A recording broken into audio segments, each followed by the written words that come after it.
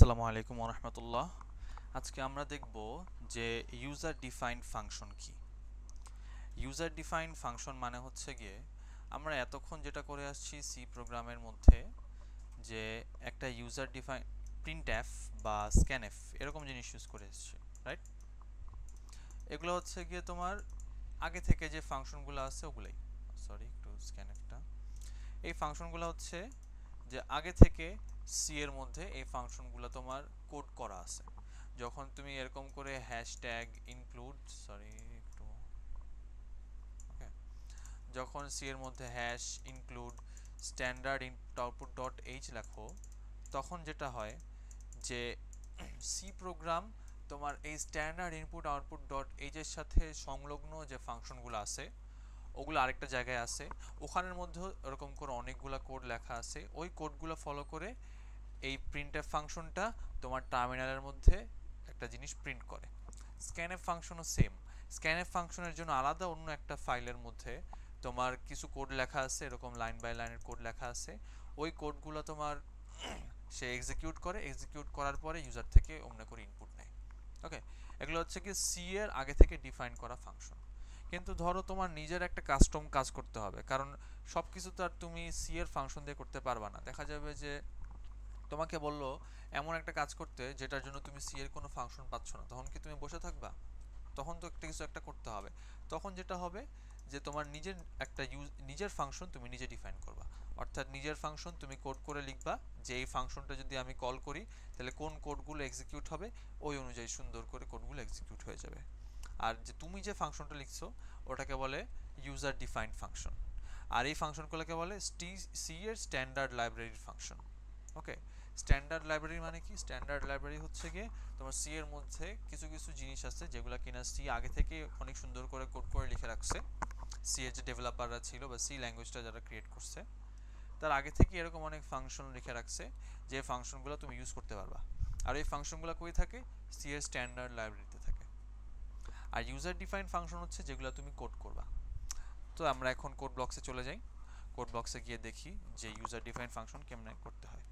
তো user defined ফাংশনের জন্য সবার আগে যেটা করতে হয়, আমরা নর্মালি আগে যেরকম কোডের স্ট্রাকচার ছিল ওই স্ট্রাকচারটা লিখি, hash include standard input output dot H.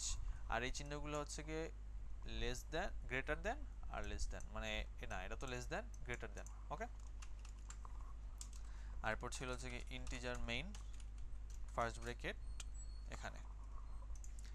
এখন আমি মনে আছে কিনা তোমাদের আগের ভিডিওতে আমি কিন্তু বলছিলাম একটা সময় যে তুমি যখন কোনো কোড রান করবা সবার আগে তোমার এই কোডটা এই মেইন ফাংশনের ভিতর ঢুকবে। দেখো আমি কিন্তু এখানে ফাংশন ওয়ার্ডটা উল্লেখ করতেছি, তার মানে কি এই মেইন নিজেই একটা ফাংশন।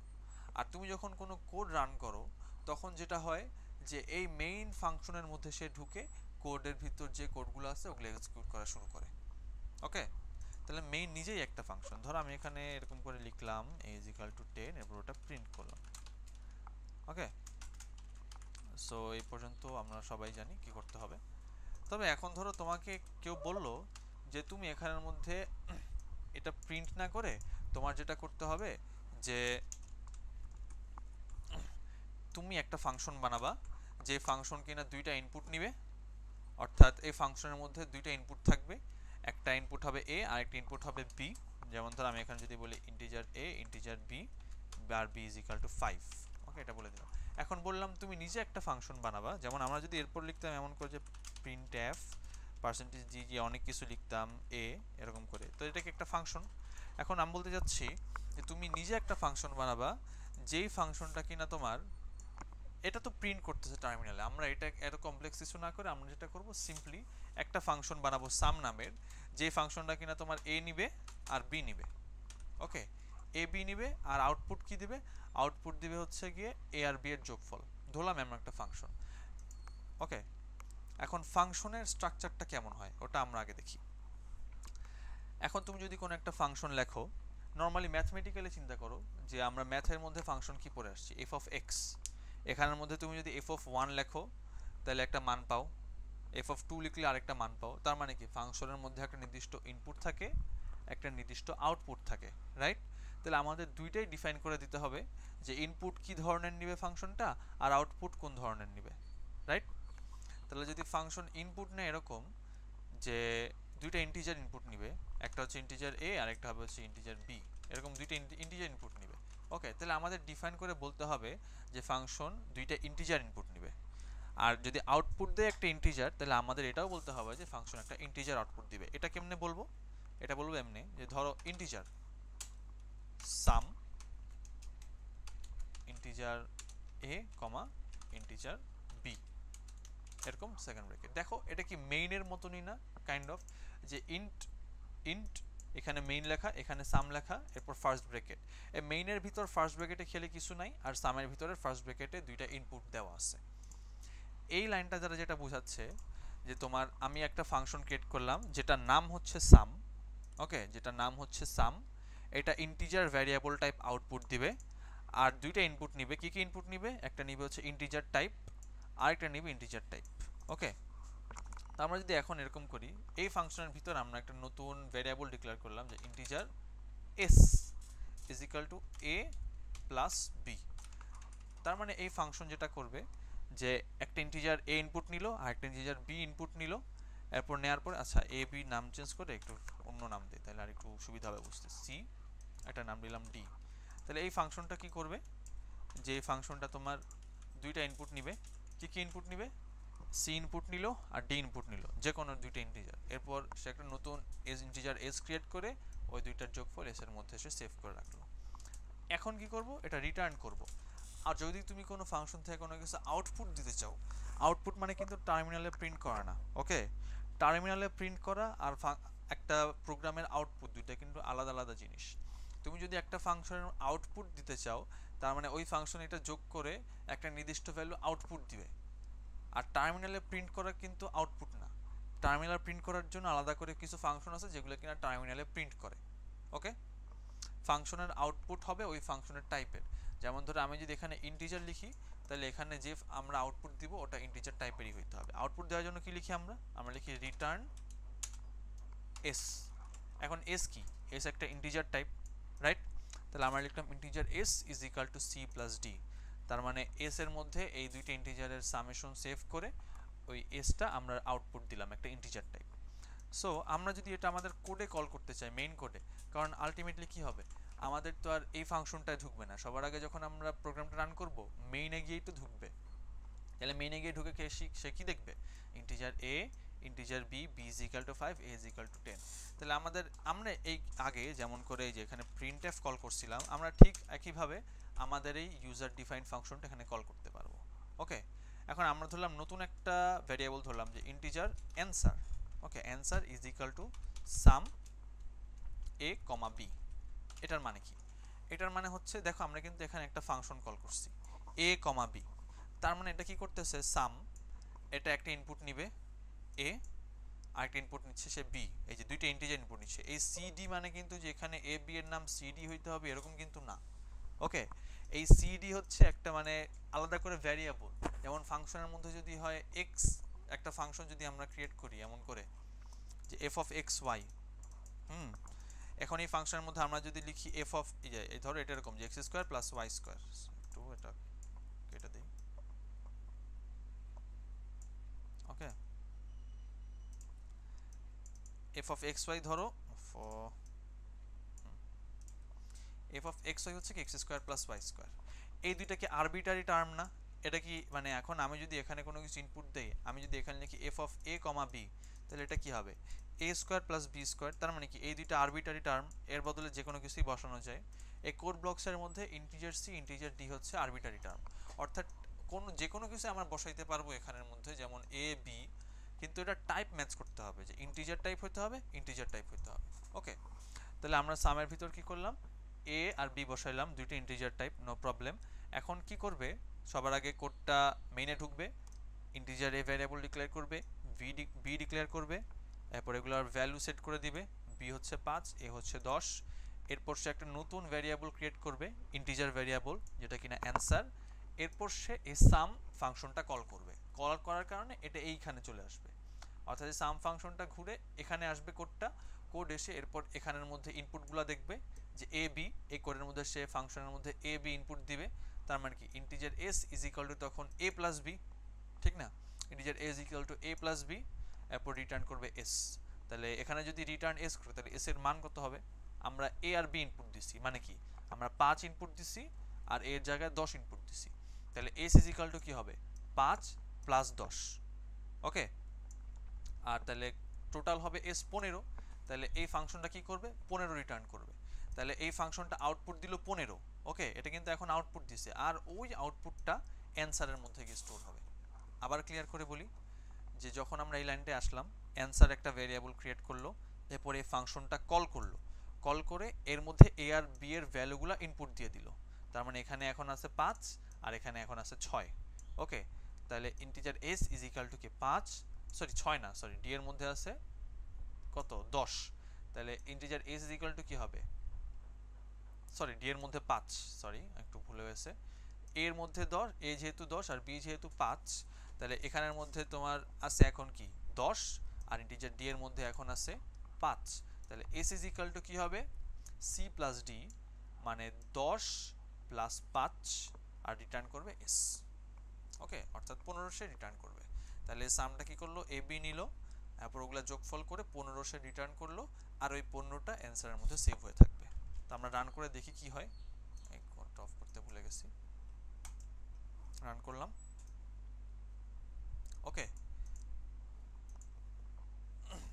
ও হ্যাঁ, এখানের মধ্যে একটা ব্যাপার, এই যে আমরা আমরা কিন্তু আগে বলছিলাম যে এখানের মধ্যে একটা ব্যাপার হচ্ছে কি অলওয়েজ বিল্ড এন্ড রানে ক্লিক করতে। তা আরেকবার ক্লিক করে দেখি কি হয় একটু। হ্যাঁ, কোনো কিছু প্রিন্ট হয়নি। কেন প্রিন্ট হয়নি? কারণ এখানের মধ্যে যেটা হচ্ছে যে আমরা কিন্তু কোনো কিছু প্রিন্ট করতে দেই নাই, দেখছো? এখানে আমি যখন বললাম যে সাম আউটপুট দিবে, আউটপুট মানে কিন্তু আসলে প্রিন্ট করা না। তার মানে কি আমাদের আলাদা করে এখানে কোনো কিছু প্রিন্ট করতে হবে। আমরা টার্মিনালে কোনো কিছু দেখাইতে চাইলে ওটা প্রিন্ট করতে হয়।